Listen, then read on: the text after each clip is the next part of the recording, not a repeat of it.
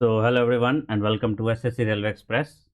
जैसा कि आप सब जानते हैं कि एसएससी जीडी का जो एग्ज़ाम है वो पोस्टपोन्ड हो चुका है, जिसका एसएससी ने एक 17 फरवरी को नोटिस निकाल के ये कंफर्म किया था। और उसमें ये भी लिखा हुआ था कि टिल फर्दर नोटिस अभी आपका एग्ज़ाम होगा नहीं। तो दोस्तों, एसएससी ने 11 तारीख को नोटिस जारी कर दिया है और एसएससी जीडी कांस्टेबल का एग्ज़ाम जो आप लोगों का पोस्टपोन्ड हो गया था वो अब 27 अप्रैल से होने वाला है। और ये एग्ज़ाम मई के एंड तक चलेगा, ठीक है? और इसमें ये भी लिखा है कि एग्ज़ाम जो है वो 4 फेजेज़ में कराए जाएँगे। 4 अलग-अलग वीक्स में एग्ज़ाम होना है। ये देखिए, इससे पहला वीक जो है वो 27 तारीख से 2 मई तक है, दूसरा वीक जो है आपका 4 मई से 9 मई तक है, तीसरा वीक जो है वो 18 से 23 और चौथा 25 से 30, यानी कि 27 अप्रैल से 30 मई तक आपका एग्ज़ाम चलेगा। तो आप लोगों के पास जो अपना जो प्रेफ़रेंस भरने का जो डेट है स्लॉट बुकिंग का, वो 11 अप्रैल को शुरू हो गया है और ये 15 अप्रैल तक चलेगा। तो जिन लोगों को एग्ज़ाम देना है वो काइंडली जाकर इसे भर दें, अदरवाइज़ स्लॉट बुकिंग करना ज़रूरी है, अदरवाइज़ आपको एग्ज़ाम में बैठने नहीं दिया जाएगा।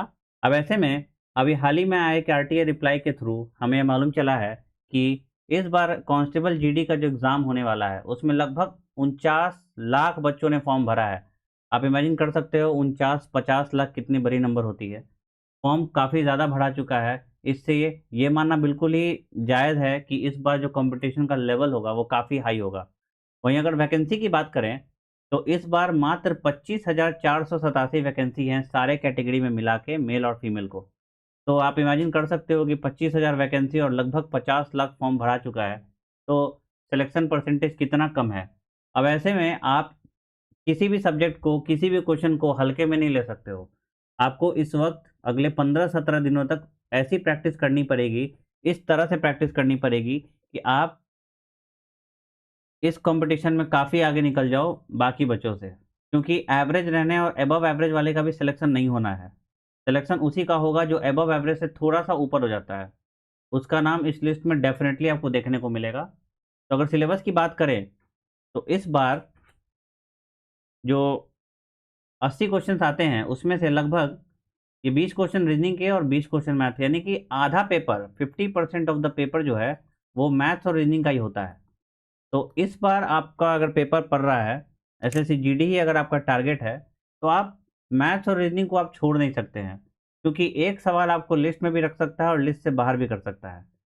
क्या वो भी अगर पेपर जब 50% वेटेज पेपर का मैथ्स और रीजनिंग पे ही डिपेंडेंट है, तो इस 40 क्वेश्चन में आपको एटलीस्ट 35 से 37 क्वेश्चन तो सही करने ही करने होंगे, अगर आपको लिस्ट में आना है तो। क्योंकि इंग्लिश काफ़ी बच्चे करेंगे, कुछ लोग का हिंदी भी हो सकता है, और जनरल नॉलेज आज जब से एसएससी ने अपना पैटर्न बदला है, तो जीके का जो इम्पोर्टेंस है काफ़ी बढ़ गया है।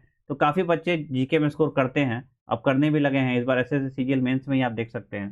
तो ऐसे सिचुएशन में आपको 50% जो मैथ्स और रीजनिंग का पेपर है, उसपे बहुत ज़्यादा फ़ोकस करने का ज़रूरत है, क्योंकि गेम चेंजर होने वाला यही है।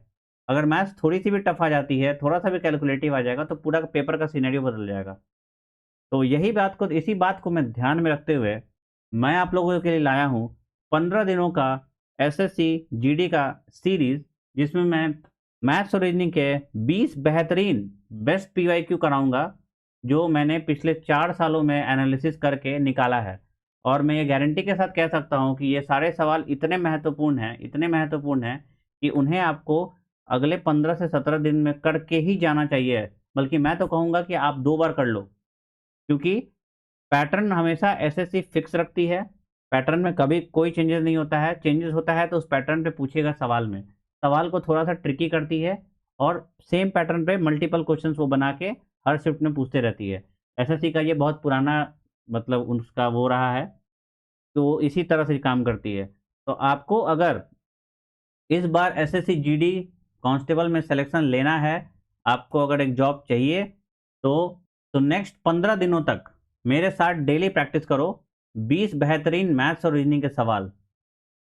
सिर्फ 20 क्वेश्चन कुछ नहीं होते हैं भाई, 20 क्वेश्चन तो करना ही पड़ेगा अगर तुमको एक नौकरी लेना है, वो भी सरकारी नौकरी, जिसका डिमांड आज के टाइम में बहुत ही ज़्यादा है, कॉम्पिटिशन बहुत हाई है। ऐसे में रोज़ 20 सवाल करना, वो भी एकदम रेलेवेंट सवाल जो मैं लेकर आऊँगा। और सिर्फ सवाल नहीं होंगे, सवाल के बेहतरीन सॉल्यूशन होंगे जो एकदम एग्ज़ाम बेस्ड अप्रोच में मैंने बनाया है, और आप लोग को भी एग्ज़ाम में वैसे ही बनाना चाहिए। मैं ऐसे क्वेश्चंस को लाया हूँ और उनका सॉल्यूशन इस तरह से कराऊंगा कि इवन अगर कोई बेसिक, जिसका मैथ्स एकदम बेसिक लेवल पर भी है और वो भी एसएससी जीडी कांस्टेबल को क्लियर करना चाहता है, तो उसके लिए भी मैं एक मेथड लेकर आया हूँ और उस मेथड पे मैं उनको सॉल्यूशन बताऊंगा जो वो बेसिक से भी करके सॉल्यूशन निकाल सकते हैं और मैथ में अच्छा खासा स्कोर कर सकते हैं। एसएससी जीडी में मैथ्स और रीजनिंग में अच्छे स्कोर करने के लिए आपका एक्यूरेसी बहुत मैटर करता है और स्पीड भी बहुत मैटर करता है। इसलिए कमिटमेंट करो कि डे 1 से डे 15 तक का एक भी क्लास मिस नहीं करोगे। मुझे तुम लोगों से सिर्फ 3 चीजें चाहिए: डेडिकेशन, कंसिस्टेंसी और पेशेंस। ये 15 दिनों का क्लास करने के बाद तुम्हें खुद ही समझ में आ जाएगा कि तुम्हारा मैथ्स और रीजनिंग किस लेवल पे चला गया है, ताकि जिस दिन तुम एग्जाम में बैठो तो तुम्हें खुद ये फील हो कि तुमने जितनी भी प्रैक्टिस की थी वो सारे एग्जाम में हूबहू वैसे ही आ रहे हैं।